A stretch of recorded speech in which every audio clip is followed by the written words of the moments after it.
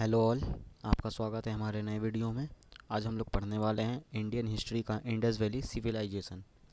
Indus valley civilisation part को cover करने से पहले हम लोग पहले कुछ जानेंगे, उसके मैप उसके दृश्य से देखने की कोशिश करेंगे कि इंडस वैली जो सिविलाइजेशन था वो कहाँ तक फैला हुआ था, कहाँ तक उसके क्षेत्र आते हैं।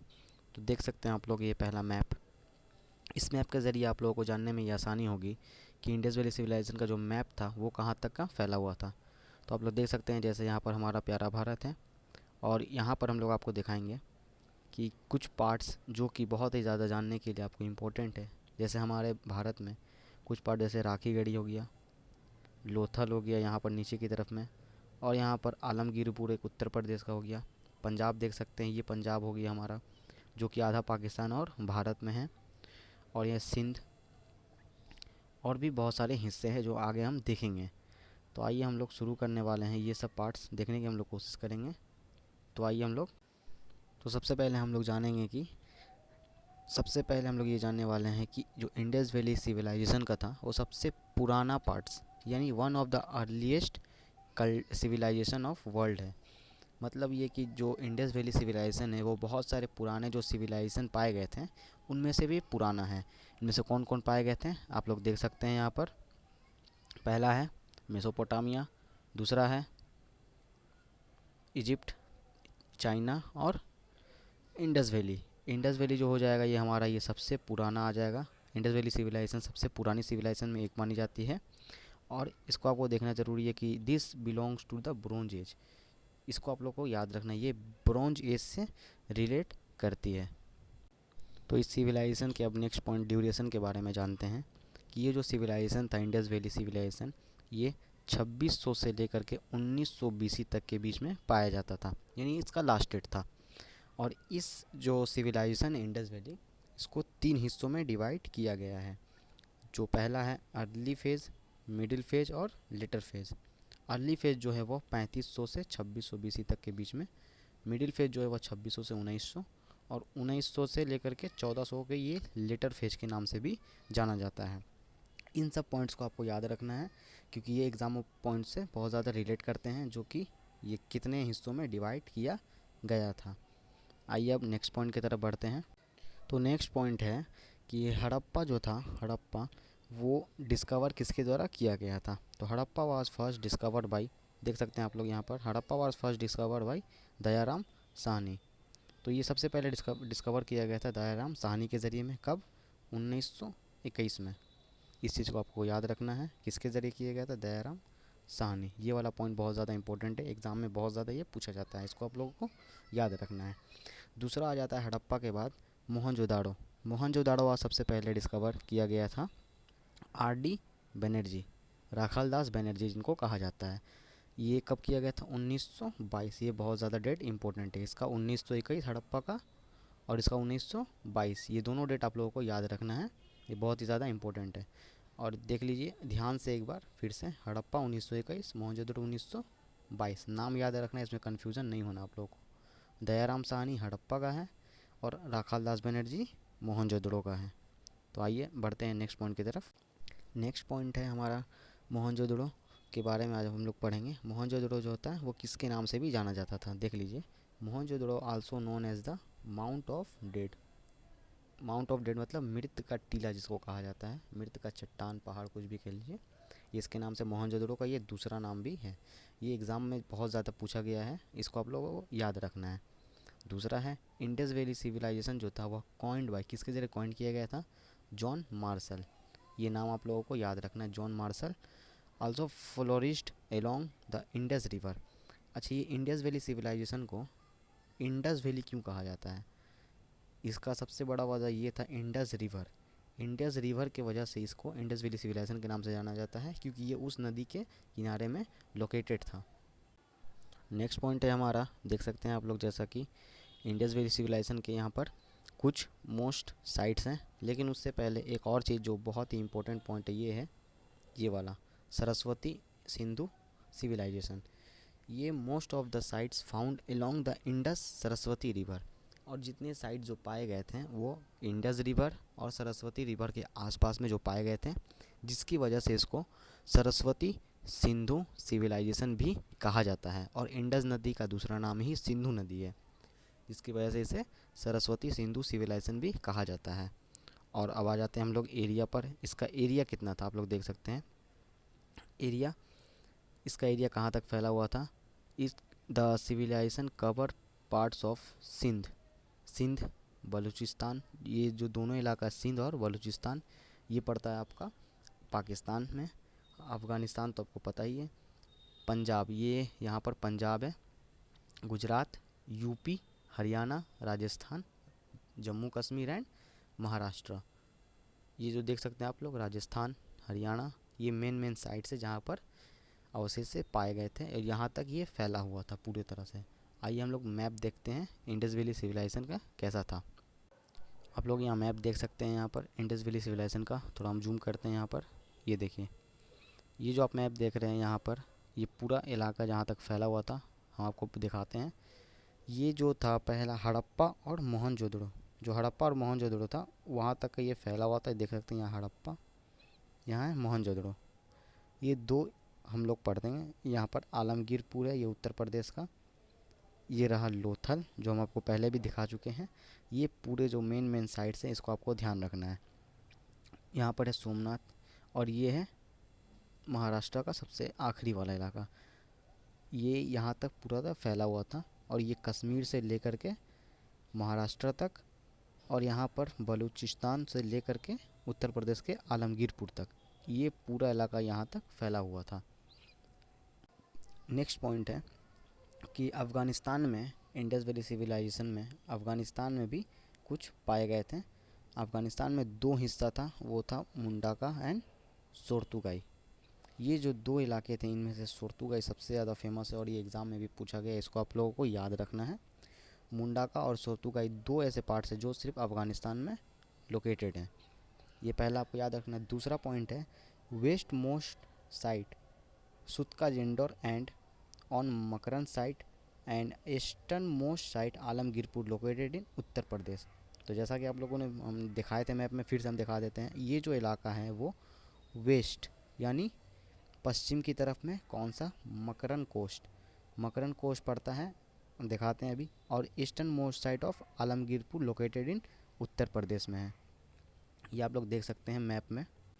देखिए इस मैप में आप लोग देख सकते हैं, ये जो देख रहे हैं ना, ये बलूचिस्तान और यहाँ से ईरान, ये ईरान और ये बलूचिस्तान है। ये पूरा जो कोस्ट इसको मकरन कोस्ट कहा जाता है।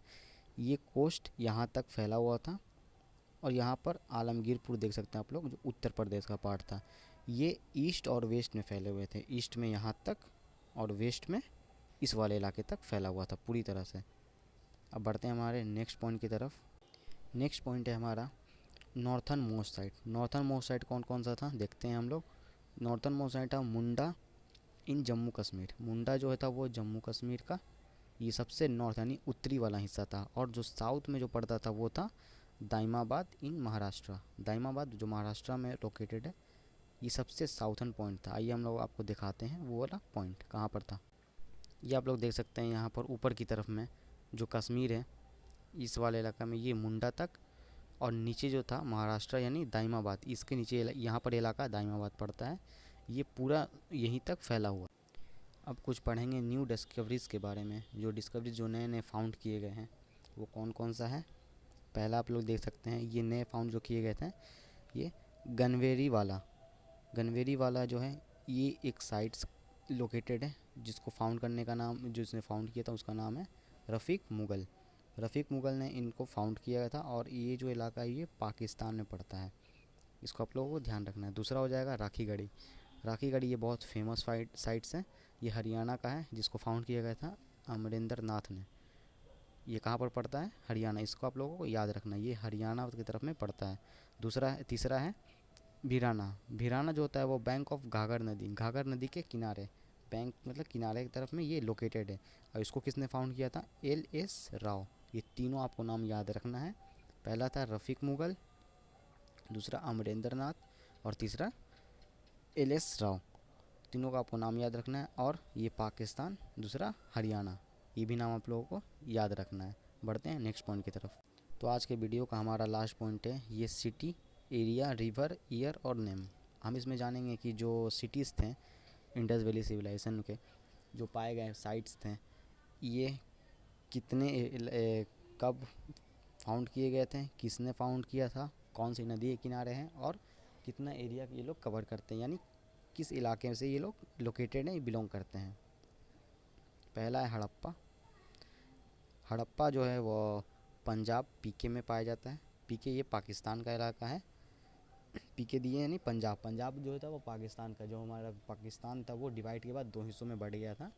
जो मेन जो पंजाब था वो पाकिस्तान में चला गया था और हमारे भारत का कुछ हिस्सा अभी भी मौजूद है भारत में।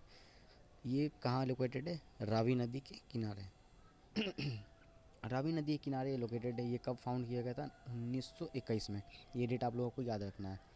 इसमें से कुछ इंपॉर्टेंट डेट हैं वो हम आपको बता देंगे कौन कौन सा याद रखना है।